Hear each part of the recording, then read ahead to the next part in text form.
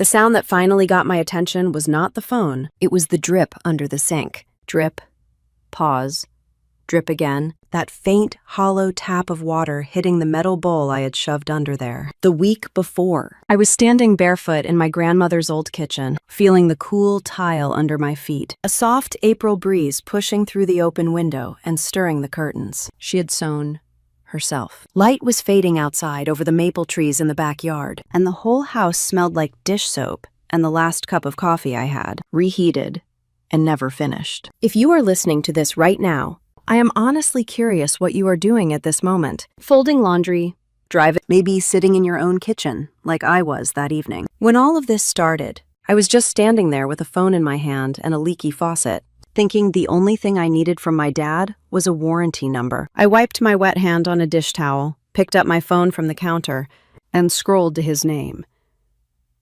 Dad. Not Dad in my contacts with some sweet little heart icon, just 3 plain letters. I still caught myself staring at them sometimes, wondering how a word so small could hold so much weight. I hit the call and leaned my hip against the counter while it rang. From the other room, the television murmured, some home renovation show I had turned on mostly for company. The drip kept going, steady and irritating. He answered on the 4th ring, breath a little short and a voice already edged with impatience. Yeah, what is it, Clara? Hey, I said, keeping my voice light. The kitchen sink is leaking again. I was looking for the warranty for the faucet. You installed it, remember? Do you know which folder you stuck the paperwork in? He exhaled through his nose, the sound sharp right into my ear. You always lose things, he muttered. Then louder. Try the drawer in the hall, bottom one. I think I shoved all the kitchen stuff in there. I bit back the urge to remind him that the only reason he had installed the faucet was because he did not trust a plumber not to overcharge. Thanks, I said instead. I will check. Fine. I am busy. The line went quiet, and there was a muffled rustle, like he was tucking the phone into his pocket without really thinking about it. I waited for the little click, that tiny sound you get when a call ends. It did not come. I pulled the phone away from my ear and looked at the screen. Call in progress, it said. I frowned a little. Maybe he would hang up in a second. In the background, I heard a car door slam, then another. The rush of traffic, the distant hum of an engine. He must have been out with my mom, maybe getting gas or stopping at the big box store by their condo. Their voices came through a little muffled at first, like they were still outside the car. Who was that? Came my mom's voice. Sylvia, sharp even through the Bluetooth distortion. Clara, my dad said, and the way he said my name made it sound heavier than it was. Always some issue with that house. I froze, still bent toward the hall, as if I was about to walk to that drawer he had told me about. The phone felt heavier in my hand. I should have said something. I should have cleared my throat, laughed it off, told them they were still on the line. Instead, I stayed very still. You know, he went on, she is such a leech, just draining us dry. My mom gave this little scoff I knew by heart. Well, what do you expect? Evelyn handed her a whole house. A whole house, Gerald. And we got what? A few little checks and a thank you for your service? That place should have been our safety net, not her private castle. My shoulders started to go cold. They were talking about my grandmother's house, the one I was standing in. The one where the wallpaper was still covered in tiny blue flowers because I could not bring myself to replace it. My chest tightened and my breath turned shallow. My blood actually did run cold, the way people say in books, like something dropped from my head straight down my spine and settled in my stomach. She could at least help with the Maui trip, my mom went on. We raised her. We made sacrifices. We are not asking for the moon. 10 days at a resort, after all those years, is not unreasonable. There was a car door thunk, and then the sound shifted, more enclosed, more echoes, like they were both inside now, and the engine had started. My dad's voice came through clearer. I will tell you this, when we get back, I am done playing nice. That house is our retirement, whether she likes it or not. She is soft. Push her with a couple guilt trips. Talk about hospital bills. Remind her who paid for everything when she was a kid. She will sign whatever we put in front of her. My hand tightened around the phone so hard my knuckles went white. I put my free hand flat against the counter just to steady myself. The drip under the sink kept going, stupid and steady. Drip. Drip. Drip. My mom laughed a little, almost fond, like she was reminiscing about a silly child. She has always been weak, Gerald. Always. You saw how she folded when we said we were stressed about money last year. If we had pushed a little harder, we might already have our names on that deed. I could hear them shifting, seatbelts clicking. My dad chuckled, low and satisfied. When we come back from Maui, I am sitting her down and getting those papers signed. She owes us. That house belongs to this family, not just to her. One little signature. She will not fight it. She never fights anything. My heartbeat thudded so loud in my ears that for a second I could not hear them at all. The kitchen around me lost focus, the edges of the room blurring. They were planning this, not vaguely wishing, not making bitter comments like they had at Christmas. They were laying out a step-by-step plan to strip the only thing in my life that was fully mine. The only thing my grandmother had trusted me with. I realized my mouth had gone completely dry. My first instinct was still the one I had been trained into since childhood. Make a joke. Smooth it over. Call back and say, "Hey guys, you did not hang up. I heard you complaining. It is fine. I know you were just stressed." But the words would not move. I stayed silent. "You know she will help with the trip if we phrase it right," my mom was saying. "She hates conflict. Say something about how all the cousins are doing better than us, about how we do not get to enjoy life. She eats that stuff up. Guilt has always worked on her." "Exactly," my dad agreed. "She is a leech who thinks she is independent. Meanwhile, she is living in a house that should have been ours all along." The word hit me like a slap. Leech. I could see the letters in my mind. Not my daughter. Not a helper. Not even disappointment. A parasite. In that moment, something quiet inside me, something that had always bent and bent and bent around their moods, stopped moving. My thumb hovered over the red button on my screen. I could have hung up 10 times already, but there was a part of me that needed to hear every drop of poison, every little strategy, all of it laid out in their own voices, so that later, when I started to doubt myself like I always did, I would not be able to pretend I had imagined it. They kept talking. My mom suggested selling some of my furniture once they took the house, replacing it with their old recliners, and the china cabinet they had never stopped grieving.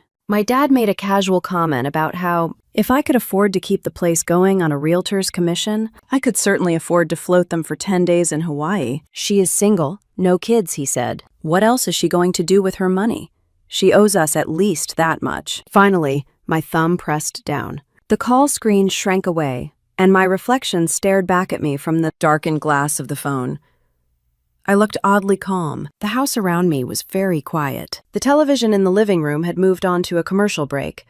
A cheerful voice advertising cleaning products, oblivious to the little storm that had just passed through my kitchen. Outside, a dog barked down the block.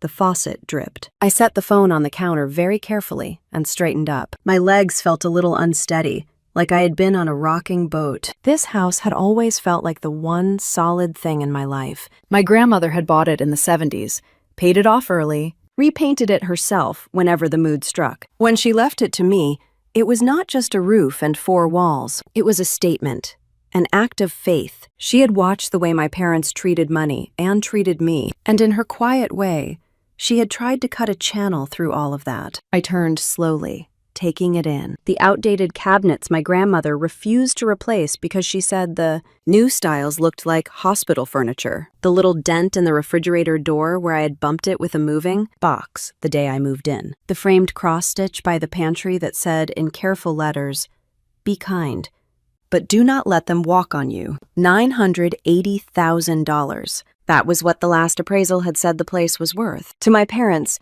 that was all they saw now. A number with a lot of zeros behind it. A retirement plan. An answer to every bad decision they had ever made. To me, standing there with my heart still pounding from words they had never meant me. To hear, it was something else entirely. If you have ever found out what your family really thought about you, when? They thought you were not listening. You know that feeling, that hollow drop in your chest, the rush of shame that is not even yours, the confusion about how long it has really been like this. I would not wish that moment on anyone. And if you have lived something like it, I hope you know you can tell someone, even if it is just in a comment somewhere under a story like this, because you are not as alone as you think. I reached out and ran my fingers along the edge of the counter, following the little chips in the laminate where my grandmother used to bang. Pots down. My breathing slowed. The first wave of shock gave way to something else, a quieter, cooler feeling, almost like a deep body of water settling after a stone has been thrown in.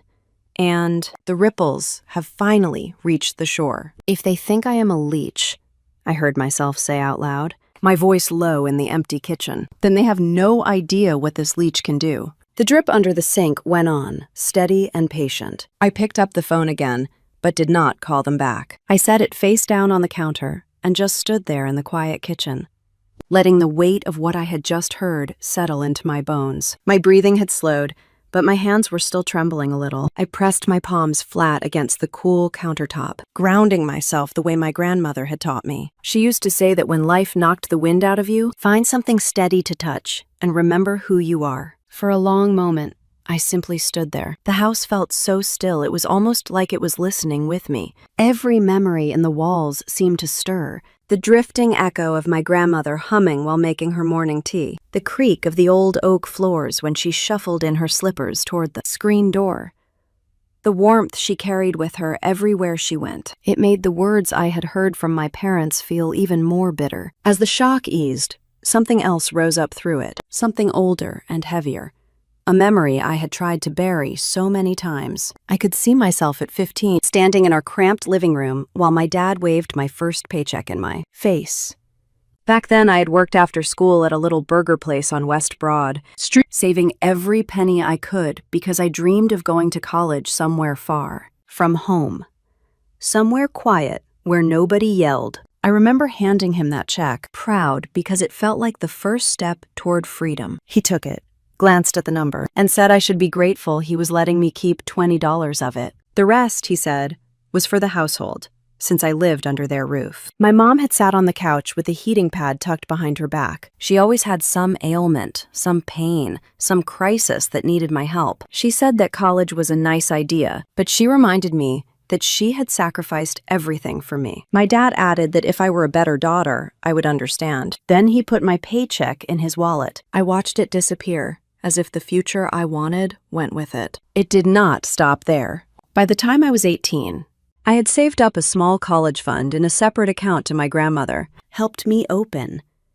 It was nothing big, but it was mine. One afternoon, just a few months before graduation, I walked into the kitchen to find my dad sitting at the table with a pile of bank papers spread out. He told me calmly that he had moved the savings into a joint household account. He said families share everything, and that he had bills to cover. I remember barely hearing the rest. The sound in my ears had faded to a dull roar. That was the day I learned that independence was something my parents never intended to let me have. I pushed the memory aside and walked toward the dining room, where the evening sun was sliding across the hardwood floors.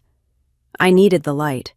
I needed the reminder that my life was not all shadows. My grandmother made sure of that. I closed my eyes and let myself drift back to the weekends I spent at her house. I used to wait by the front window every Friday afternoon until I saw her old teal sedan pull into our driveway. She would step out wearing one of her soft cardigans and that cheerful smile she always saved just for me. I would grab my little overnight bag and run to her. She would say something like, "There's my sunshine," and everything in me loosened. Her house had smelled like cinnamon and laundry soap. She never raised her voice.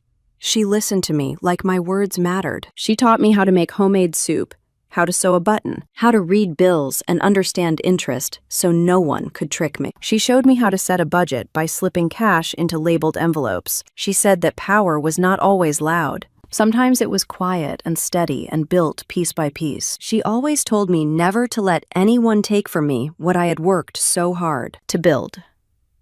When she died at 2021, the grief sat on my chest for months. My parents got a small inheritance that they burned through in less than 3 weeks. A television, a new boat rental membership, a weekend getaway, and it was gone. They did not even seem embarrassed by how fast they spent it. When the probate attorney called to say that my grandmother had left the house, to me, my mom said generously of her under her breath, in a tone that made the back of my neck prickle.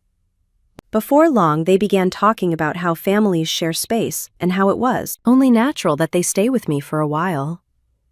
A while turned into months. Then the months blurred into years. They treated the house like a storage unit for their old furniture. My dad dragged in a massive recliner that smelled like cigarettes. My mom replaced my grandmother's framed landscape painting with her own faux lavender canvas from a discount store. They talked loudly late at night, made piles of clutter, and complained that the place was too small for 3 adults. They had no rent contributions, no grocery contributions, no electricity contributions. But they had opinions about everything. I walked back into the kitchen and opened the bottom drawer in the hall, more out of habit than intention. It was packed with old appliance brochures and loose screws. I sifted through it, not for the warranty paper anymore, but because I needed something to do with my hands. Under a stack of old dish towels was a small box labeled keepsakes in my grandmother's handwriting. My breath caught. I did not remember putting it there. I carried it back to the kitchen table, sat down slowly, and opened the lid. Inside were a few of her old recipe cards, a photo of us sitting on her porch steps when I was 10, and at the bottom, a sealed envelope with my name on it. The handwriting was shaky, the ink a little faded. My throat tightened. I slid a finger under the flap and opened it. The letter was short. My grandmother had never been one for long speeches. She wrote that if I was reading the letter, then something she had feared must have happened. She wrote that she trusted me, that she left the house to me for a reason, and that I was stronger than I believed. She said that love that hurts is not love, and that I should never let guilt trap me in a place I do not belong. The last line read, "If you are reading this, my fear has become your burden." I pressed the letter to my chest and closed my eyes. There was a deep ache in my ribs, the kind that comes when you finally stop pretending something is not hurting you. I sat there for a long time, with the late afternoon air turning cooler around me. The refrigerator hummed. The drip under the sink had slowed a little, like even the faucet was trying to give me space. I folded the letter and slid it back into the envelope. I put the box of keepsakes to the side, close enough to reach again if I needed to feel her with me. Then I stood and walked to the living room. I sat down on the old couch my grandmother had reupholstered years ago in a soft cream fabric. I leaned back and stared at the ceiling. My parents had always seen me as something to use, a resource to tap when they fell short, a soft place to land when life went wrong for them. I could see now how long that pattern had been in place. It went back to childhood and wound itself into adulthood, turning me into someone who apologized even when I was the one who was hurt. That night in my grandmother's kitchen, listening to them talk about me like I was a piece of property they planned to seize, something cracked open inside me. It hurt, but it also cleared something. The truth wiped away a kind of fog I had lived in for years. They were not going to change. They had never even tried. I pushed myself up from the couch and walked to the window. The yard outside was calm. The maple branches swayed gently. The sky had turned a pale orange, the last bit of sun stretching across the fence like a soft ribbon. My grandmother's voice came back to me then. She once told me during one of our quiet porch evenings that a person needs a home where they can think straight. And when someone threatens that place, they are threatening your future. I placed my hand against the window frame and felt the warmth of the fading light. I did not know what I was going to do yet, but I knew I could not let their plan unfold. I could not let them walk into this house and take what she had given me. The weight of that truth settled into me like a steady flame. For the first time in a long time, I felt something that was not fear, or confusion, or guilt. I felt resolve beginning to take shape. I stayed by the window until the light finally slipped away and the yard turned dark. Then I turned off the kitchen lights, carried the keepsake box upstairs, and placed it on my nightstand. I lay on the bed without changing clothes, listening to the quiet of the house, the steady hum of the ceiling fan, and the soft thump of my own heartbeat. Sleep did not come easily. My mind kept circling back to their voices, and the certainty with which they talked about taking everything from me. But each time the anger threatened to rise, the image of my grandmother's smile steadied me again. When I finally drifted off, it was with her letter beside me and one clear truth in my chest. I could not go on the way things had been. Something had to change, and it would. I woke the next morning with the faintest ache behind my eyes, the kind you get after a night of restless dreams. The house was quiet. The kind of quiet that settles in old places before the sun fully rises. I reached over to the nightstand and touched the envelope from my grandmother, feeling the texture of the paper even with my eyes still closed. It steadied me. It reminded me that the fear I carried was not imagined. It had a history, and it had a name. As I came downstairs, the morning light slanted through the kitchen blinds in thin stripes. I made coffee and stood there with both hands wrapped around the warm mug, listening to the hum of the refrigerator and that same slow drip under the sink that had started everything the night before. I felt different today. Not stronger exactly, but clearer, as if someone had wiped a fogged mirror, and I was finally seeing myself, without all the guilt my parents had painted over me for years. Around 8:30, my phone buzzed on the counter. I picked it up, expecting an update from a client or a spam text reminding me of some extended car warranty. Instead, it was a message from my neighbor, Coral Henderson. She lived 2 houses down and was one of those women who carried her age with grace, always wearing light cardigans and soft jeans, gardening gloves hanging out of her back pocket. She had known my grandmother for decades. Her message was simple. "If you have a few minutes today, I have something I think you should know." My stomach dipped. I replied that I could walk over in a bit. I finished my coffee, grabbed a light jacket, and stepped outside. The morning air was cool, carrying that early spring scent of damp soil and budding trees. Coral was already on her porch with 2 rocking chairs pulled close together. She waved me over with her warm smile, but when I got close, I could see a shadow of something serious in her eyes. She reached for my hand as soon as I sat down. Her grip was soft but steady. She said that she had been thinking about my grandmother a lot lately, and that she had debated for years whether to tell me something. Then she said she had heard raised voices at my parents' place last night when they were leaving for their vacation, and it troubled her. I felt my pulse start to gather speed.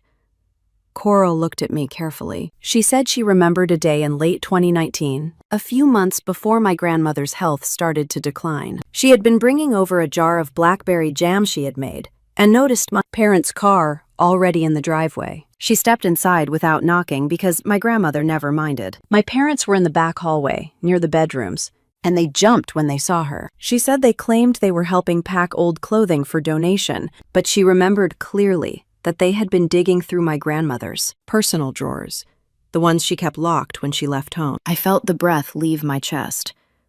Coral continued. She said that later that evening, my grandmother had stopped by her house. She seemed unsettled and told Coral that she worried my parents were trying to find her will. She suspected they might try to get her to change it. Coral said she reassured her and told her to keep the documents safe. My grandmother told her she already had. I pressed a hand over my mouth, the porch boards beneath my feet seeming to tilt just slightly. I could picture my grandmother's hands, those capable hands that had fixed my clothes, folded laundry, planted flowers. I imagined them trembling with worry.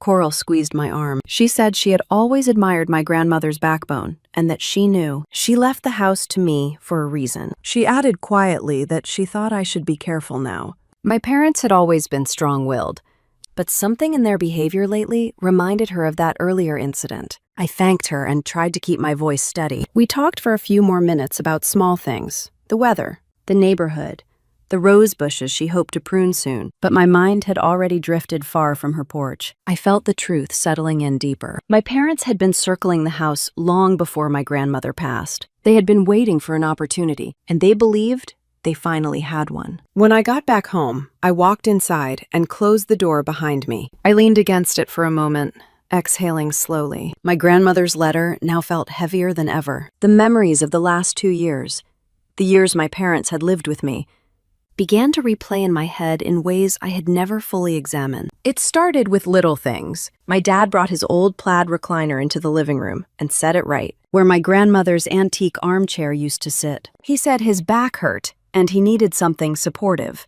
Soon his shoes were everywhere, his tools were stacked on the dining table, and his beer cans rattled the recycling bin every night. My mom filled the house with her fragrant sprays and left her half-eaten snacks on the counter, blaming her nerves. She always insisted she could not sleep, could not think, could not relax unless I rearranged something, bought something, or catered to some new discomfort. She complained about the paint colors, the lighting, the layout, and the fact that the old furnace was too loud for her to rest. They had offered nothing toward bills. Every month, I paid for the roof, the groceries, the utilities, the repairs, and they acted like the house belonged to all three of us equally. My dad occasionally made comments in front of family members about how nice it was that the house stayed in the family. When I tried to correct him and say gently that the deed was in my name, he brushed it off and said a house like this was too big a responsibility for one person, anyway.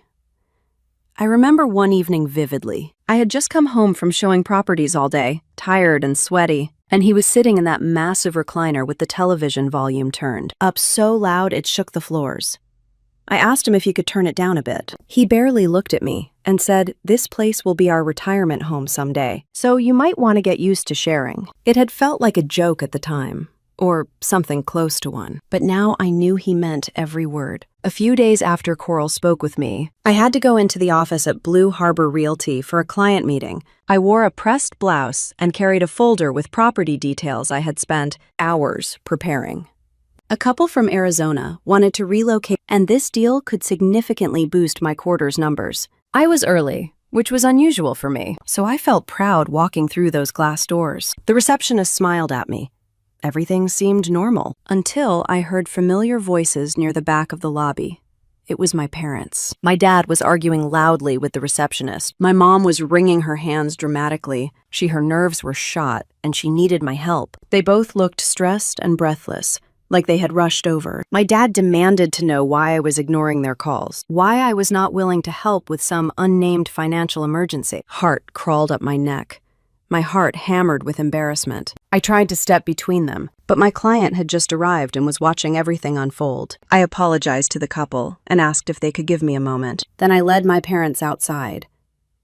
It did not get better out there. My dad pointed a finger in my face, accusing me of abandoning them. My mom said she felt disrespected and that she could faint any moment. They complained about bills, about the Maui trip, about everything. They wanted money. They wanted attention. They wanted control. I finally managed to get them to leave after promising to talk later, which I had no intention of doing. But the damage was done. My client had walked away, telling the receptionist to cancel the appointment because they felt uncomfortable. That deal would have covered 2 months of my mortgage expenses. That afternoon, my supervisor, Dana Whitford, called me into her office. Anna was in her early 50s, the kind of woman who could command a room without raising her voice. She asked me to sit, then closed the door quietly behind her. She told me, in her calm and even tone, that my personal boundaries were unclear and that my family was affecting my performance. She said gently that if I wanted to maintain my position, I needed to keep my personal life from storming into the office. Walking out of her office felt like stepping out into cold air after being slapped. It was another moment when something inside me tightened and then reshaped itself. My parents were not just hurting my home life, they were interfering with my livelihood. That night, after I drove home with my stomach knotted and my thoughts racing, I sat at the dining table with a notebook. I clicked a pen and held it poised over the page. Then I began to write down every strange comment, every manipulative gesture, every boundary they had crossed. I listed the times they had entered my private space, the times they had caused me to miss opportunities, the moments they had dismissed my grandmother's intentions. Line by line, the truth became undeniable. I was not imagining anything. I had evidence of a pattern I had been too tired and too loyal to see clearly. When I finally set the pen down, I stared at the list. It was long. Too long. The page looked like a map of things I had tolerated, excuses I had made, and moments where I had let guilt dictate my choices. I took a slow breath and closed the notebook. Then I placed it carefully inside the drawer of the sideboard, right behind my grandmother's cross-stitch that said, "Be kind, but do not let them walk on you." The house felt quiet again, but it was a different quiet this time, more like the moment just before a storm begins to gather. The next day, after a mostly sleepless night and too much coffee, I sat at my kitchen table with my laptop open and typed in a name I had written down months earlier and then pushed aside. I had met attorney Phoebe Archer at a closing for one of my clients. She was calm, straightforward, and had a way of explaining legal things in a way that did not make my eyes glaze over. Back then, I had taken her card and tucked it into my planner, thinking that with a paid-off house and aging parents, it might be wise to have a good property attorney in my corner someday. Someday had shown up. I found her firm online, Archer and Blake Property Law, just a few miles across town. My hand hovered over the trackpad for a second. Then I clicked on the contact button and dialed the number. The receptionist was polite. When I told her my situation in broad strokes, that I had inherited a house and had complicated family dynamics around it, she said they had an opening the next afternoon. I almost canceled twice before I even left the driveway the following day. Old habits, I guess. I had a voice in my head. My mom's voice, telling me I was making a big deal out of nothing, that families should work things out inside the family. But I also had my grandmother's handwriting in my memory, and the echo of my parents planning to take everything from me. The traffic on the drive over was light. It was one of those clear spring days in Richmond, where the sky is a pale blue, and the trees are just starting to green up. The sight of people walking dogs and sipping coffee on patios felt bizarrely normal compared to the storm inside my chest. The office was in a modest brick building with a neat little sign out front. Inside, the lobby was quiet and smelled faintly like lemon cleaner. A few framed photographs of neighborhoods and old courthouses hung on the walls. The receptionist led me back to a small conference room with a big window and a round table. She said attorney Archer would be right in. When Phoebe walked in, she had her reading glasses perched on her head and a file folder in her hand. She looked to be in her mid-40s, with dark hair pulled back in a loose twist and a presence that settled them. Room, without any effort. She greeted me with a firm handshake and an easy smile, then sat down across from me.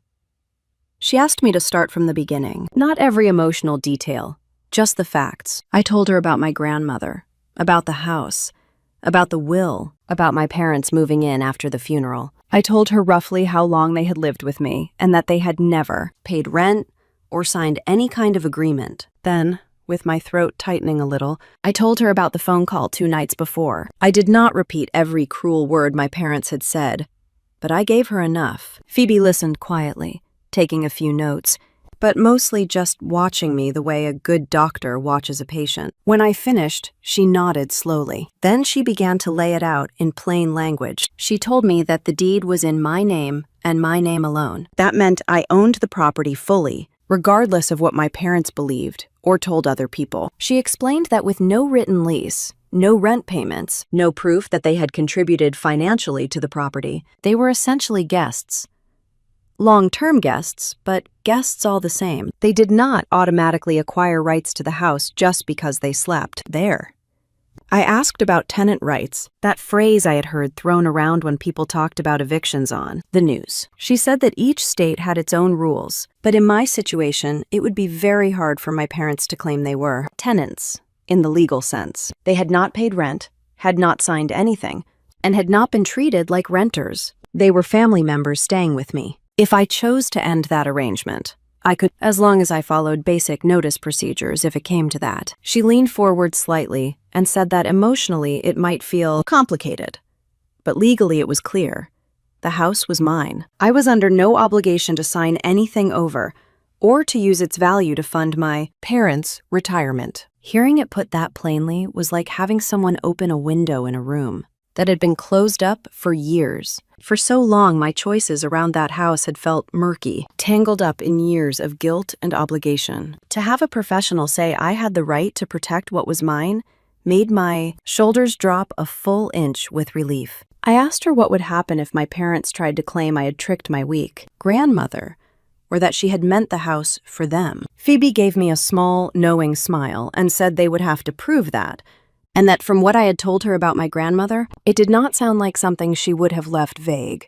Then Phoebe did something that made the hairs on my arms stand up. She glanced down at the file folder she had brought in and said that my grandmother's name had rung a bell when she saw it on the intake form. She opened the folder and showed me a copy of a note. My grandmother had visited her office about a year before she passed. She had come in to ask about how to make sure her house went to me and stayed with me, even if my parents tried to contest it. She had asked about wording for her will, so there would be no confusion. She had told Phoebe she loved her son and daughter-in-law, but that she did not trust their financial judgment. She wanted to give me something solid, something they could not squander. It felt like the room tilted for a moment. My throat closed up and my eyes stung. I had to stare at the table for a second just to steady myself. It was one thing to know my grandmother had left me the house. It was another to learn she had deliberately taken steps to shield me from something she saw coming long before I did. I managed to ask whether my parents knew my grandmother had talked to her. Phoebe said they did not.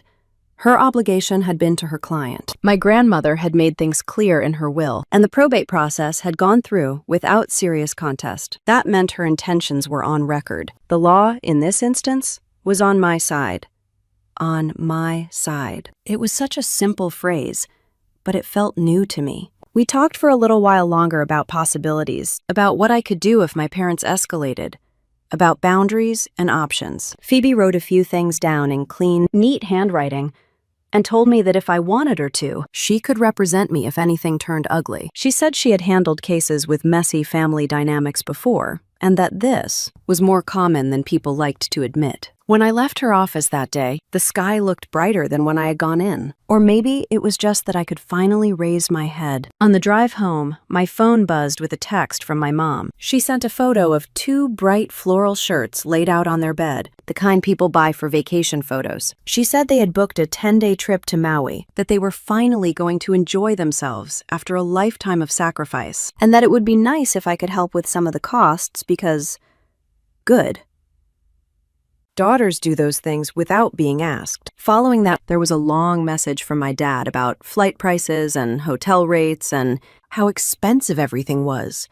And how, since I was living for free in a paid-off house, it would only be fair for me to pitch in. The words free and fair stuck in my throat like dry bread. When I pulled into the driveway and walked toward the house, I could hear them already inside, laughing and bustling around my grandmother's old living room. There were suitcases open on the couch, colorful clothes spilling out. My mom held up a straw hat and giggled about how she was finally going to feel like one of those women in the travel magazines. My dad was scrolling through his phone, looking loudly about rental cars and luau tickets. They barely glanced at me when I walked in. My mom waved an arm and made a comment about how stressed they were getting. Everything ready, and how it would be so much easier if I could just cover the hotel bill as a thank you for all the years they had raised me. My dad made a remark about how he hoped nothing happened to the house while they were gone, since it was really their nest egg at this point. They laughed it off like it was all lighthearted, but the edge beneath their words was sharp. Maybe before that phone call,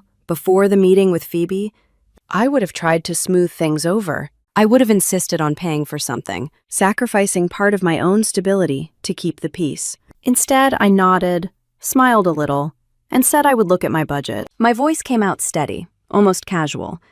Inside, though, everything was steel. I watched them move through my grandmother's house, talk about ocean views and buffet breakfasts. They had no idea what they had already lost. They had no idea that every word from Phoebe's mouth had pushed me closer to a decision I had not let myself consider before. I went upstairs that night and stood in the doorway of my grandmother's old room, the one I had turned into a small office. I looked at the framed photo of her on the dresser, her kind eyes behind those big old glasses she refused to give up. I remembered her coming out of the lawyer's office that day, a year before. She died telling me vaguely that she had taken care of some paperwork so I would be safe. Safe. That was what she had wanted for me. Not bound to people who saw me as a tool. Downstairs, I could hear my parents arguing cheerfully about which excursions to choose. A sunset cruise or a scenic drive. Whale watching or shopping. Their voices floated up the stairs like background noise in a life that no longer felt like mine. I sat down at the small desk in the corner of the room and opened my notebook again. I turned to a clean page. At the top, I wrote 2 words, underlined them, and stared for a long time. Get out. Then, underneath, I began a different kind of list, not of what they had done, but of what I could do. People I could call, steps I could take, resources I could move. The lines filled up slowly, and with each line, my breathing grew steadier. By the time I set the pen down, I knew this much. My parents were going to Maui for 10 days. 10 days of sunshine and cocktails and pretending they were the long-suffering heroes of their own story. When they walked out of this house to catch that flight, I would be walking out of their lives. I sat at the small desk for a long time after writing that last line in my notebook. The house was quiet in a way that felt different from any quiet I had known here before. It was not the peace of a calm evening or the comfort of being alone. It was the stillness right after a decision, when something inside you is clicked into place and there is no going back. The next morning, I woke before the sun. My parents were still asleep downstairs, but I heard a faint snore from my dad and the rustle of my mom turning in her sleep. I moved quietly through the hallway, careful not to draw their attention. I showered, dressed, and grabbed my keys. I needed to move before doubt had a chance to slip back in. I pulled out my phone and scrolled to the name I had avoided using for anything personal before. Theo March. He was a colleague I trusted more than most people. He was steady, discreet, and it helped me handle a few complicated deals with clients who wanted privacy. He picked up on the second ring. His voice was groggy, like I had woken him, but when he heard the tone in my voice, he sat up fully. I could hear the sheets shifting in the background. He asked if I was okay. I said I needed his help with a private real estate matter and that it needed to be fast and quiet. He did not ask why. He just told me to meet him at the office in 30 minutes. When I arrived, he already had 2 cups of coffee sitting on the conference table. He pushed one toward me, his expression serious. I told him everything, except the details that would make him pity me. I did not want pity. I wanted movement. He listened, his face tightening in a way that told me he understood enough. He said he knew a couple looking for a property exactly like mine. Off-market, quick sale, and ready to close with cash. Their names were Gavin and Lila Porter. He had worked with Gavin before. They were relocating from Minnesota after a job shift and needed a home within 2 to 3 weeks. Tio said they were fair, responsible, and did not like drama. I almost laughed at that word. Drama. I had been living inside it for so long, it felt like a second language. He called them right there. His voice shifted into his professional tone as he gave them a brief description. I heard Lila's voice through the speaker, excited and relieved. They had been struggling to find a place that was ready. Tio told me quietly that they were prepared to offer $980,000, full cash, no contingencies, and that they could sign within days if I wanted. A tremor of disbelief passed through me. It was the exact number from my last appraisal, the exact number my parents had been discussing, like it was theirs. I felt a strange mixture of gratitude, fear, and something like vindication rise in me. Tio put the phone on mute and looked at me. "If you do this," he said softly, "it has to be today, before anything can get complicated, before anyone can try to interfere." I nodded. My voice barely worked, but I said yes. 2 hours later, I was meeting Gavin and Lila at the house. They were warm people in their mid-30s, with 2 small children who stayed behind at their rental. They stepped inside, their eyes widening at the old charm of the place. Lila ran a hand over the windowsill. Gavin admired the garden. They had that look of people who had been searching for something that finally felt right. Part of me wanted to cry watching their faces, but another part felt relieved. The house deserved a family who saw it as a home, not a bargaining chip. My grandmother would have liked them. We signed the preliminary agreement right there at my dining table. My signature shook, but my heart did not. After they left, I walked through each room slowly. I touched the edges of the door frames, the corners of the shelves, the familiar grooves beneath my fingertips. It was not just a house. It was memories, safety, childhood, escape, warmth. It was the only place that had ever felt like mine. I started in my grandmother's old bedroom. I opened her dresser drawers and carefully folded the few things I had kept. Scarves she used to wear on Sunday mornings, a little pin shaped like a daisy, a faded flannel shirt. I whispered thank you under my breath as I placed them gently in a box. Every room became its own farewell. In the hallway, I ran my hand along the wall where I had once traced my height as a child. In the living room, I touched the arm of the couch she had reupholstered in a fabric she chose, because she said it looked like sunshine on quiet days. In the kitchen, I paused with my fingers resting lightly on the counter where she used to. Knead dough. Her touch felt close, as if she had just stepped into the next room. When I opened the cabinet under the sink and saw the bowl catching that steady drip, I let out a breath that felt like releasing years of held tension.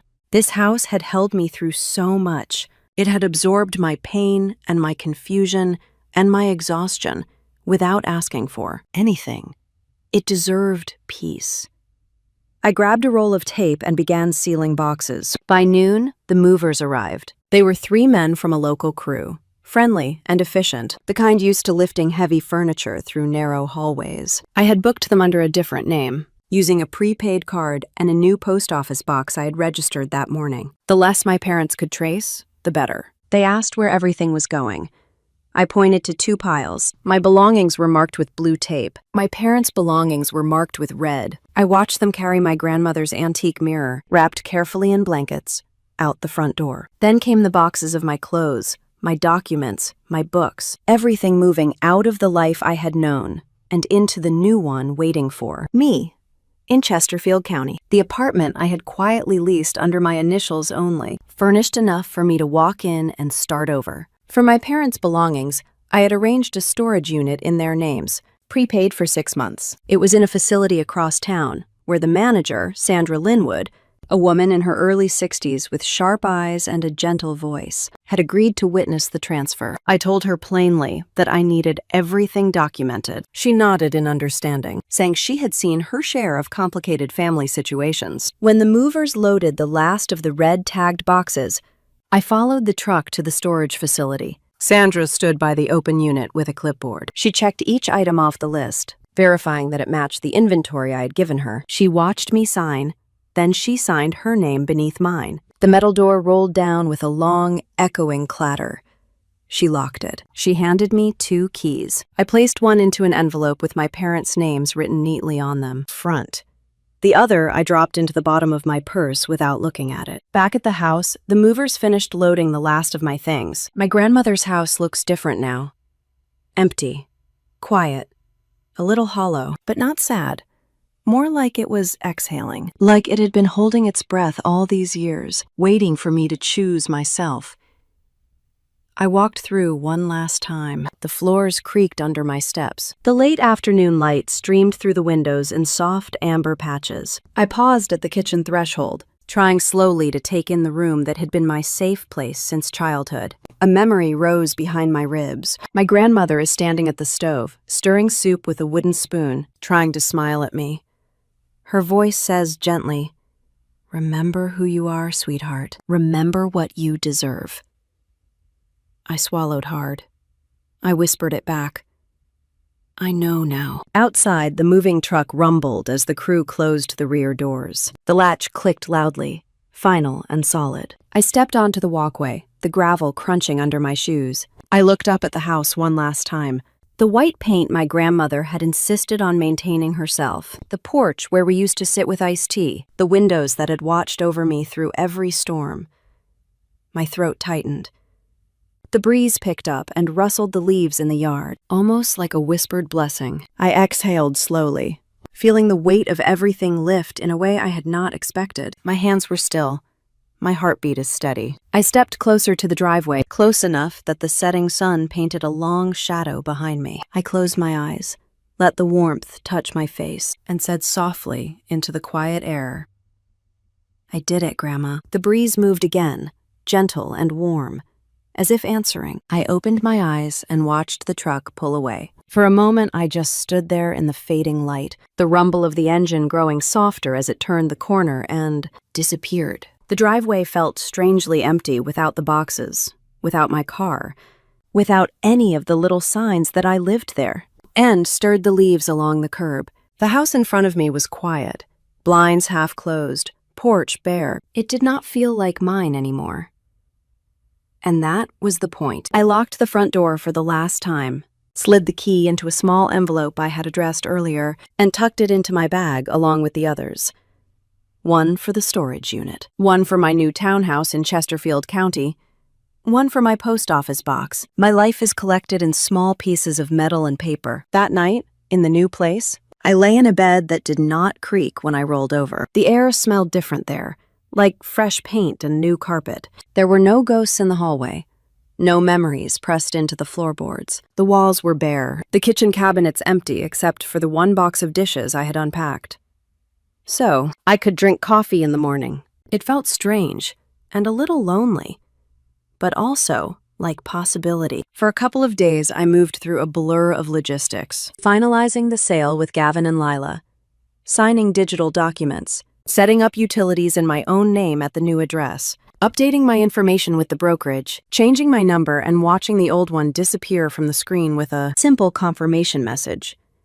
Each step felt a little like cutting a thread. My parents were on a beach in Maui while all of this unfolded. I knew because my mom posted photos on social media like clockwork. Her standing in front of a palm tree, drink in hand. My dad grinning beside a rental jeep, his arms sunburned. Captions about finally getting what they deserved after all these years. It was almost surreal to scroll through those images from the quiet of my new kitchen.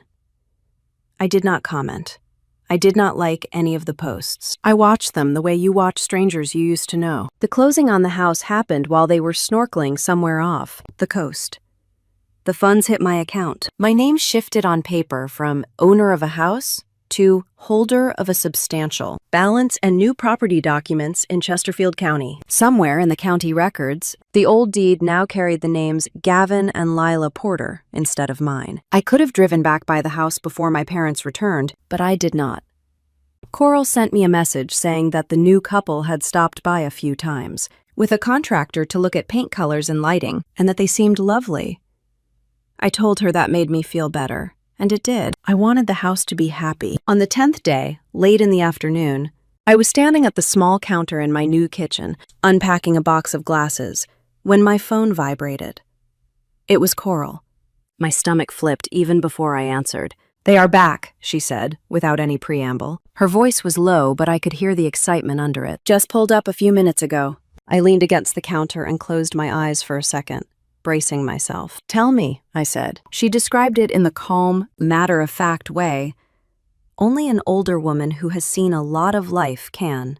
Their sedan pulled into the driveway, a little dusty from the trip. The trunk popped open and my dad hauled out 2 oversized suitcases covered in resort stickers. My mom stepped out wearing a bright tropical shirt and a wide-brimmed hat. They were smiling big, the way people smile when they think they are stepping back into a comfortable story they understand. They waved at Coral across the street. She waved back, then quietly moved into the shade of her porch, where she could see clearly, without being too obvious. My dad lugged the suitcases to the front steps, while my mom chattered about the flight and the jet lag, and how she could not wait to take a long, hot shower in her own bathroom. He set the bags down, reached into his pocket, and took out his key ring. I could see it in my mind. His fingers found the familiar brass key, the one I had seen him use hundreds of times. The way his shoulders probably relaxed in expectation as he slid it into the lock. Tio had told me they had changed the locks right after closing. I pictured the new key, the one in Gavin and Lila's hands now, trying smoothly. Coral said my dad twisted the old key and heard nothing. No click, no give, just resistance. At first, he thought he had grabbed the wrong one. He pulled the key out, squinted at it, and tried again. The same stubborn refusal. The door did not move. My mom asked what was taking so long. He told her to just give him a second, that the lock must be stiff from disuse. He tried again, this time harder. Still nothing. Coral said she could see my mom's expression change, even from across the street. Her smile faltered. She glanced around as if the neighbors might be watching. And of course, they were. People always notice when something does not go according to plan. After several more attempts, my dad jerked the key out and banged his fist lightly on the door. He called my name, the way he always had when he could not find something in the house. "Clara, open up. Keys are acting up. The only answer was the traffic down the block and the faint sound of a lawn mower in the next yard over. He called again, louder. Then he rang the doorbell 3 times. The chime sounded from inside, that same familiar ding I had heard my whole life, but no footsteps followed it. My mom's voice started to tilt. She asked if maybe I had gone out. My dad muttered that it did not matter, that it was still his house, that something must be wrong with the lock. He stepped back, looked at the windows, and tried to peer inside. What did they see, I wondered, gripping the phone tighter. Empty rooms, bare floors, the absence of their recliner, their clutter, their presence. The life they had assumed would always be there waiting for them. Gone. Coral said she watched my dad's shoulders tense, his whole body shifting from casual annoyance to something darker. He went around the side of the house, checking windows, testing one of the back doors. All of them held. He came back to the front, breathing harder now. My mom knocked hard, her palm flat against the wood. She started calling my name too, her voice edging into that dramatic tremor she used when she wanted an audience. "Clara, this is not funny. Open the door. We are exhausted." Nothing. Coral told me that at that point, another neighbor from farther up the street slowed down on his walk with his dog, watching. He did not recognize my parents and frowned as he saw them shaking them. Doorknob. From a distance, it looked exactly like what it was. 2 people trying to get into a house that no longer belonged to them. The neighbor called across the sidewalk, asking if everything was all right. My dad answered sharply that of course it was all right, and that this was his house. His tone did not reassure anyone. Within a few minutes, someone had called the police. Coral said she was not sure who, but she had her suspicions. The cul-de-sac was full of older folks who did not like disturbances. 2 patrol cars arrived, light bars flashing quietly. Officers stepped out, hands resting on their belts, taking in the scene. By then, my mom was on the verge of tears. She was telling anyone who would listen that her daughter had locked them out, to be cruel, that she had mental problems, that this was all a misunderstanding. My dad kept waving his key in the air, insisting the system was wrong, that the locks had been changed without his permission. The officers asked for identification. They took my parents' names, then checked something on their in-car computers. It did not take long. The property records had been updated days ago. The house was listed under new owners, a different last name entirely. Coral said she saw my dad go very still when the officer told him that. At first, he argued that it could not be true, that there must be a mistake in the system. One of the officers said in a patient voice that the county records showed a sale, fully processed. He suggested my parents contact their attorney if they had questions. What he could not do, he explained, was let them force their way into a home that did not belong to them anymore. My mom started crying harder then, leaning against the porch column. She felt faint. My dad's face turned red in that way I knew so well, a slow, angry flush climbing up the sides of his neck. He kept saying that the house was supposed to be theirs, that family matters should not be decided on a computer screen. The officers stood their ground. One of them, a younger man with a calm voice, suggested they gather their suitcases and step off the property. He looked genuinely sorry, Coral said, but he did not waver. Somewhere in that chaotic moment, my mom noticed the envelope taped to the front door, just above the lock, where the sunlight hit it. It was the one I had left before I walked away, the one with their names written on it in my neatest handwriting. She snatched it off the door, tore it open, and pulled out the small storage unit key and the single folded sheet of paper. Coral could not hear what she read, but she saw my mom's face go from confusion to shock to fury in the span of a few seconds. Written in my steady, careful script were only a few words, a simple message that had come to me late at night when I could not sleep. Surprise, the Leech did this. My mom crumpled the paper in her fist. My dad grabbed it, smoothed it out enough to read, and then let out a sound Coral said she had never heard from him before. Something between a curse and a roar. He shouted my name at the closed door, then at the officers, then up at the sky, as if I might materialize from the clouds. But I was in my new kitchen, standing barefoot on a different tile floor, my back against a cabinet, listening to Coral describe every second. Eventually, the officers convinced my parents to step away from the door and gather their belongings. There was no crime here, they explained gently, just a painful family dispute that had already been decided on paper. They suggested a hotel for the night. My dad, red-faced and shaking, pulled out his cell phone. He stabbed at the screen, calling the number he had always used to reach me. I had a sudden, vivid image of my own old phone ringing on some server somewhere, a sound I would never hear.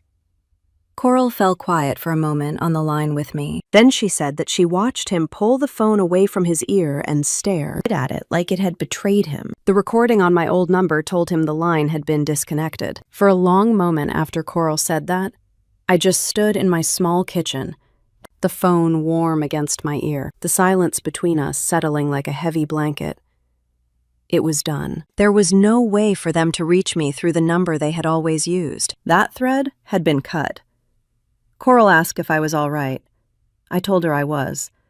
It was not fully true, not fully false. It was something in between, like standing on new legs after years of walking with a limp. The next morning, I drove to my office at Blue Harbor Realty. My new phone buzzed with a notification from the security system at the building. When I walked inside, the receptionist looked rattled, her cheeks pink, her eyes wide. She whispered that my parents had been there. Again, loud this time. My stomach tightened. Before I could ask anything else, I heard my supervisor, Dana Whitford, call my name from the hallway. Her tone was clipped, that careful kind of tight that people use when they are managing irritation. They do not want to turn into anger. I followed her to her office. She closed the door firmly and asked me to sit. Dana explained in her steady voice that my parents had shown up 20 minutes earlier, shouting my name in the lobby, insisting they needed to speak to me. My dad had accused the receptionist of hiding me. My mom paced in circles, saying she was too ill to stand another minute and needed immediate attention. They had frightened 2 clients waiting for appointments. Someone had stepped back, thinking a fight was about to break out. Dana leaned forward and said she understood complicated family dynamics. She really did. But if they came back again, she would have to call the police to protect the staff and the business. She said she needed me to establish boundaries, or she could not promise my job would be safe. The words stung, not because she was wrong, but because she was right.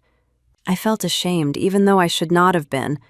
I apologized. I told her I was handling it. She studied me for a moment, maybe trying to decide if she believed me. Finally, she nodded and said she hoped things would settle soon. When I left her office, my legs felt heavy.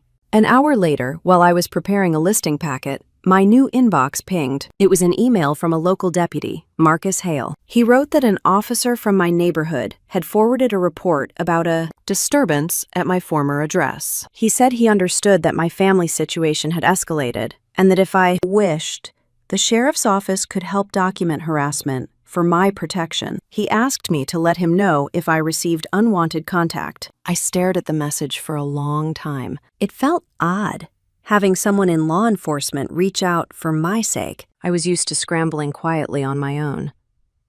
Then the voicemail started. The first came from a number I recognized immediately. My dad's voice was sharp, too loud, breathing heavy between sentences. He said that I had embarrassed the family in front of the neighbors. He said that selling the house while they were out of the state was something only a heartless daughter would do. He said that I thought I was clever, but I was not. It was a long message, full of anger building on itself like a wave. I deleted it without finishing it. The second voicemail arrived only 5 minutes later. My mom this time, her tone soft and fragile, that practiced trembling voice she used whenever she wanted me to fold. She said that she was sick from the stress, that she felt faint, that she had been crying for hours. She said she could not believe I would abandon them after all they had done for me.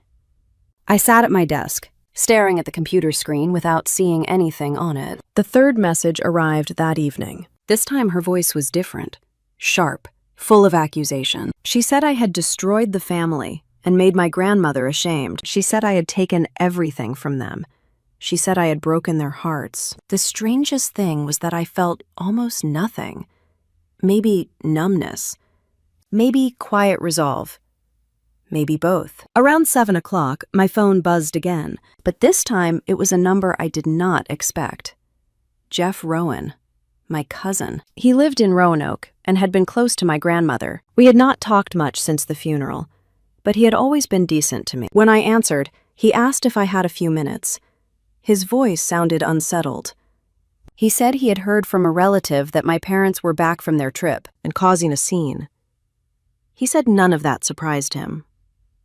Then he hesitated. He told me that a few years before my grandmother passed, she had confided something to him in private. She had told him she worried my dad was digging around for her will. She said she thought he might be planning to pressure her into revising it. Jeff said that in 2018, he had overheard my dad asking a distant relative if they knew any lawyers who could revise estate paperwork discreetly. He had not thought it was serious at the time, but after hearing everything now, he felt I should know. I pressed a hand over my rib cage and closed my eyes. Each new piece felt like another puzzle tile sliding into place, revealing a picture that had been there all along.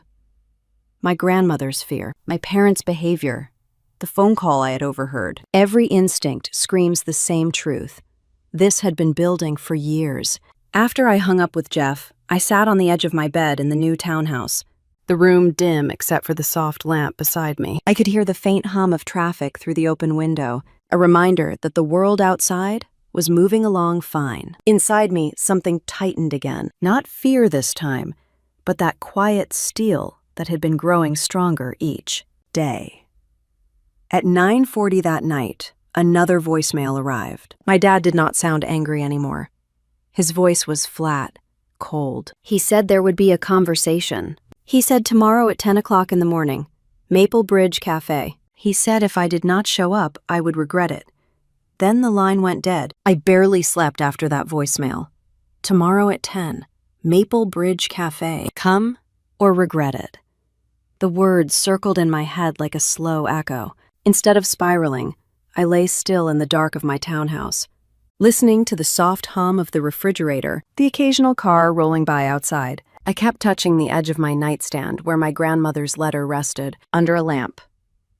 Every part of me knew I had to go. Not for them, for myself. The morning light was soft and gray when I stood up, pulled my hair back, and put on the sweater I always reached for when I wanted to feel grounded. I double-checked the recording of the call on my phone. Just hearing the first few seconds sent a cold ripple through my chest, but also cleared my thoughts.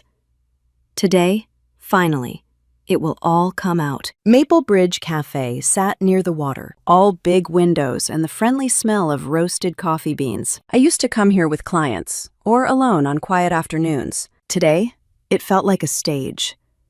I arrived a few minutes late on purpose, a small thing, but it steadied me. When I walked, the bell over the door chimed, and warm air wrapped around me. My parents were already there in a corner booth. My dad sat like a block of stone, arms crossed, jaw tight. My mom clutched a tissue even before she saw me, her head tilted just enough to announce she was wounded. I slid into the seat across from them.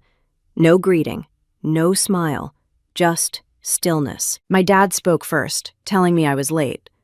I said I was here now. My mom leaned in, her voice soft and trembling. She asked how I could abandon them. She said they had been humiliated in front of neighbors, in front of police. She claimed she hadn't slept, hadn't eaten, that her heart could barely take the stress. My dad cut in sharply, accusing me of sneaking behind their backs and selling the family home. He tossed around legal threats and words like betrayal, glaring at me as if trying to shame me into submission.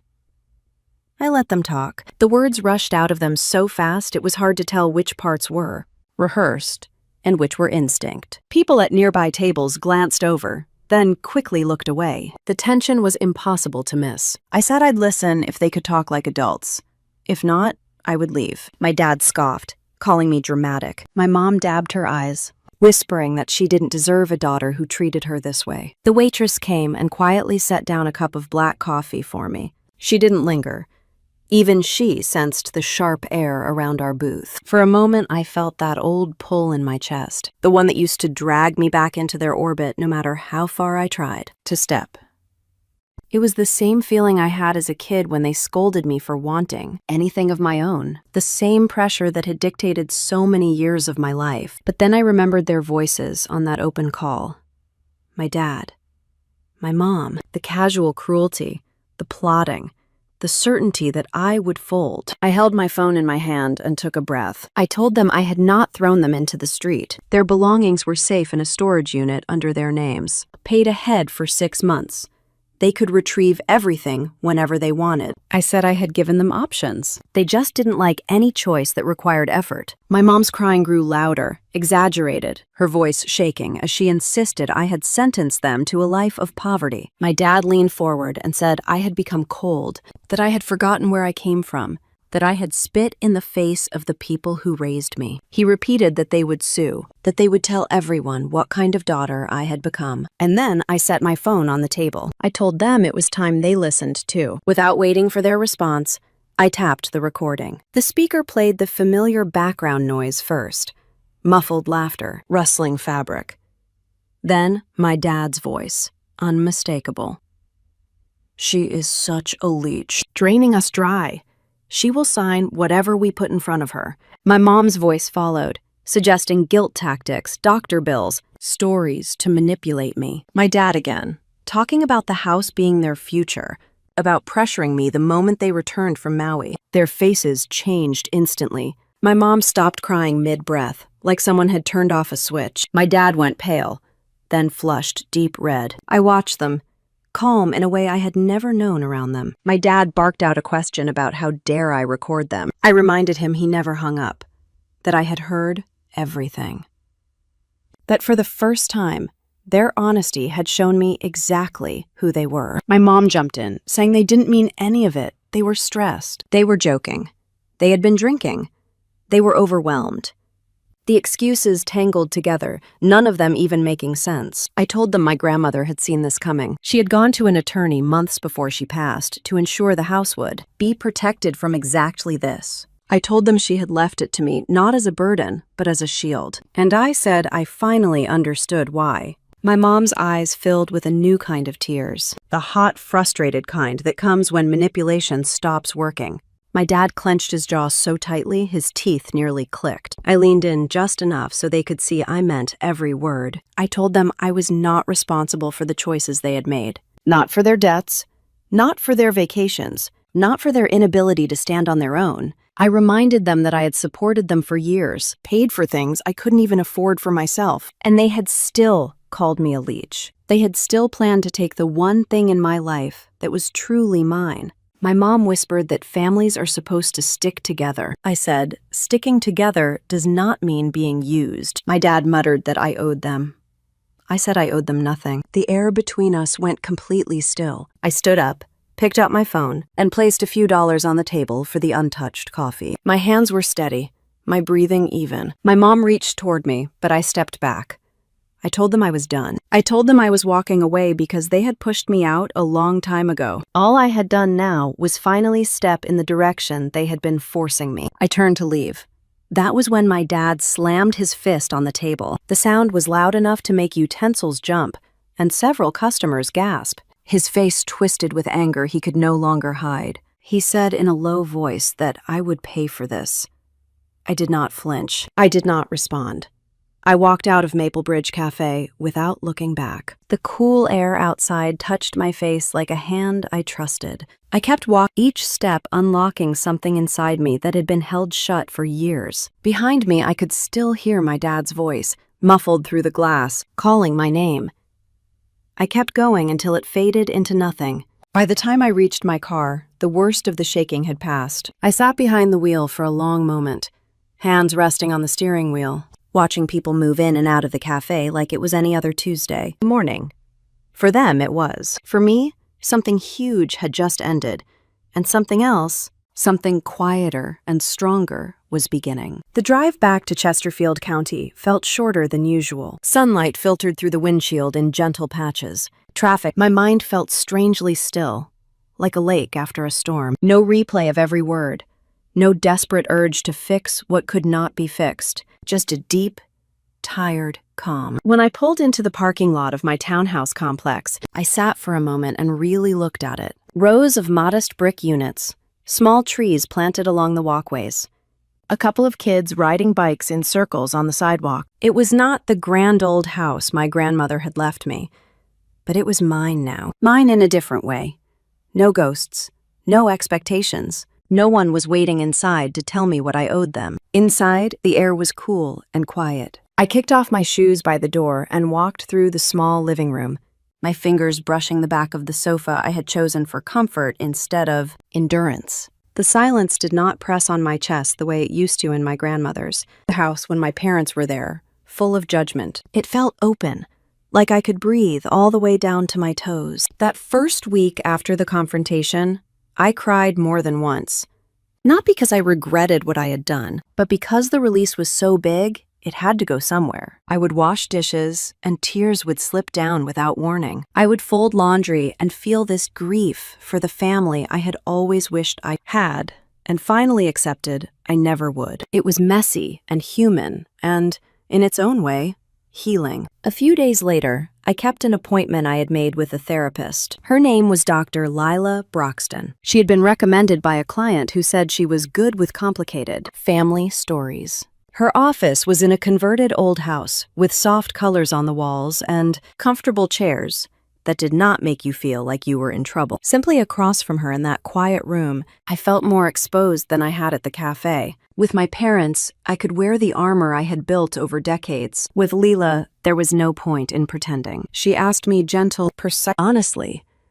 I told her about the college fund that disappeared, the paychecks that never made it into my own hands, the guilt that wrapped itself around every decision I tried to make for myself. I told her about the phone call my dad forgot to end, about being called a leech, about listening to them plan how to take my house as if I were a foolish stranger.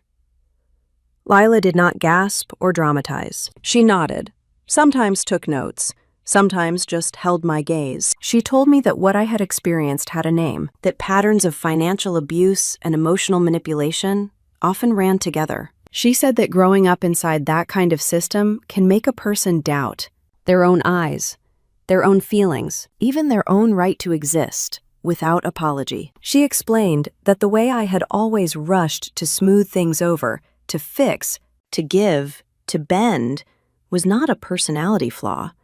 It was a survival strategy. It had kept me as safe as I could be in a house where love came with barbed wire wrapped around it. That did something to me. Hearing it framed that way pulled a little of the shame out of my chest. We did not fix everything in one session, but we put a name to certain things. And once something has a name, it has less power.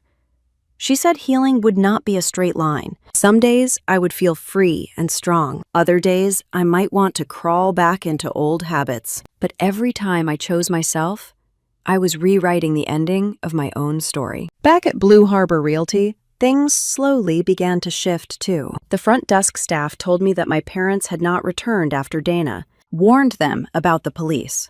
That helped the knot in my stomach loosen each time I walked through the glass doors.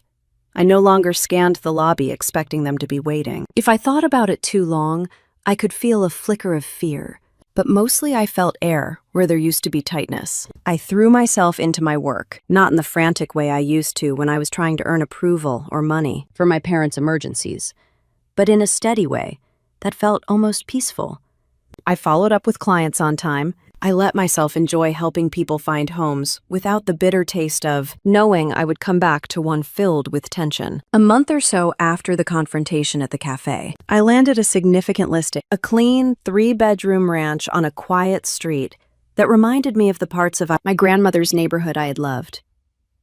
The showing went well. The buyers made an offer above asking within a week. When the deal closed, Dana stopped by my desk with a small smile and said she had noticed the change in my focus. She said she was glad to have me fully present again. Walking back to my car that day with the contract folder in my hand, I felt something close to pride. Not the pride my parents used to demand and then snatch away, but a quiet inner sense that I had done something good for myself, for my future. It felt new. On a warm Saturday afternoon, as the air began to smell like cut grass and sun-warmed pavement, I heard a knock on my townhouse door. When I opened it, Coral stood there, holding a small brown box wrapped with twine. She wore one of her light cotton blouses, and that easy, kind smile. She said she was in the area visiting a niece and thought she would drop this off. She said she had been meaning to give it to me for a while. Inside, she explained, was something too hard between me and my parents. We sat inside the box was a folded piece of fabric and a sealed envelope with my name, written in that same, slightly shaky handwriting I'd come to know too well on other letters.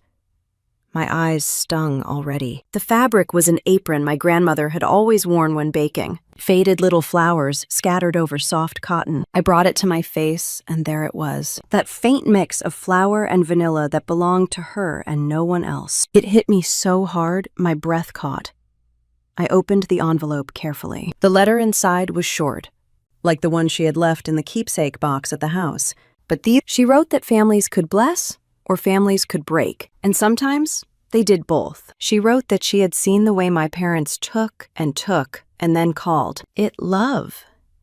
She said she could not change them, but she could give me tools to stand up for myself. She told me that if I was reading this, I had already done something hard, something she knew would cost me emotionally, maybe socially, but that she believed in me. She wrote that I deserved a life where I was not always apologizing, just for being there. A life with room for joy.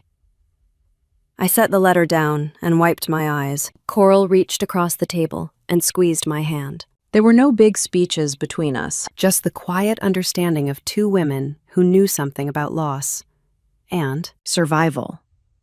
Later that evening, after Coral left, I stepped out into the small patch of yard that came with the townhouse. It was not much, just a rectangle of earth along the back fence, but it was enough. I had picked up a few lavender seedlings from a nursery a week before, without really planning when I would plant them. I stood there now with the little plants in their plastic cups, a trowel, and a bag of soil, and it suddenly felt like the right time. I knelt, dug my hands into the dirt, and made small spaces for each plant. The smell of earth rose up, rich and familiar. Lavender has always been my grandmother's favorite. She said it calmed the mind, softened the air, and made a house feel like a refuge. As I pressed the roots into the soil and patted it down around them, I felt a thread stretching from that old house in Lakeshore to this new little strip of land in Chesterfield County. I watered the seedlings gently, watching the droplets sink in, darkening the dirt. The sun was low, painting the sky in shades of soft orange and pink. A light breeze moved through the fence, brushing my hair back from my face. Standing up, wiping my hands on my jeans,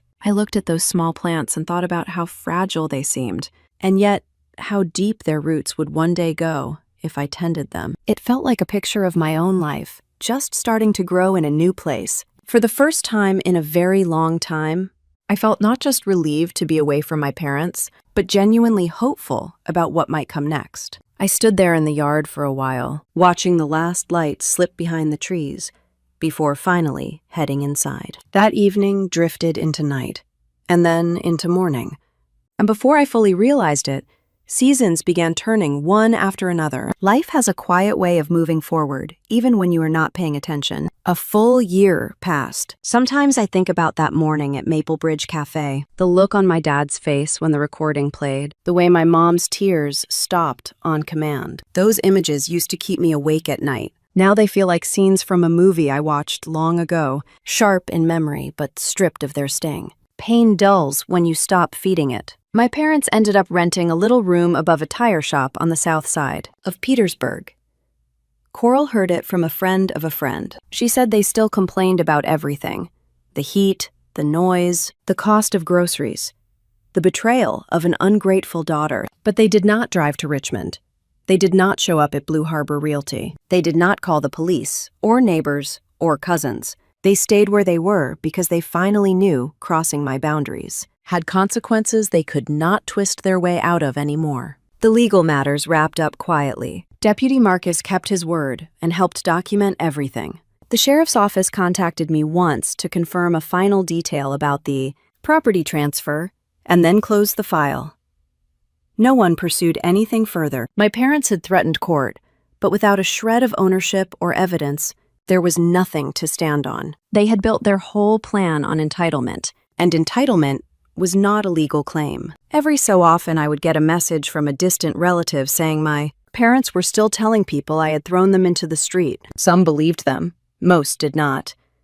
It no longer mattered to me either way. Let people think what they want. I was done living my life to manage the stories others told. My townhouse in Chesterfield County slowly became a home. The lavender I planted grew thicker, greener, and brighter as months passed. I rearranged rooms without needing anyone's approval. I cooked dinner without bracing for footsteps behind me. I left a book open on the sofa and came back to find it in the same place. These small things, so ordinary to others, were signs of freedom to me. Work continued to flourish. Dana offered me a partnership track by late spring. I laughed when she told me, and then felt tears prick at my eyes, because I realized how long it had been since someone believed in me without asking for something in return. I took on more clients, taught a workshop at the community center about first-time home buying, protection, and found myself enjoying the kind of confidence that grows from the inside, instead of being borrowed from fear. Therapy with Leela helped too. Week by week, she walked me through the places in my mind where old patterns still lived. She reminded me when I slipped into guilt, when I tried to make myself small for the comfort of others. She said healing was not about erasing the past, but about choosing what you do. Carried forward. I carried my grandmother's words. I carried the strength that came from finally choosing myself. Everything else I learned to let go. On the anniversary of the day I left the old house, Coral stopped by unexpectedly again. She brought lemonade in a glass jar and 2 slices of lemon cake wrapped in foil. We sat on my small porch and watched a breeze ripple over the lavender beds. She told me she could almost see Maggie standing there, hands on her hips, proud of how much had changed. I looked at the sky. Warm gold light settled across the yard. I could almost feel my grandmother's presence in it. Not as a ghost, but as a kind of memory that steadied the ground beneath me. I thought of all the years I had lived believing I was a burden, and how wrong that belief had been. I thought of the open call, the moment everything snapped into clarity, and how that pain had become the doorway to something better. When Coral left, I walked out to the yard again and touched one of the lavender stalks. The color was richer now, the scent stronger. Life had a way of blooming even after long neglect. I whispered softly to the air around me that I hoped my grandmother could see me now. Not because I needed her approval, but because I wanted her to know her love had not been wasted. It had grown roots inside me. It had held me up when everything else fell apart. I stood there for a long time, letting the evening settle, letting peace find me where chaos used to sit. And then, quietly, almost like an exhale, the truth rose in me with a strength that felt earned. I was never a leech. I was just the only one brave enough to finally stand up for my own life. Thank you so much for listening to my story. If you have ever been told you were too much or not enough for your own family, remember this: silence can be power, and truth can be the loudest revenge. Tell me in the comments what integrity means to you and where you are listening from.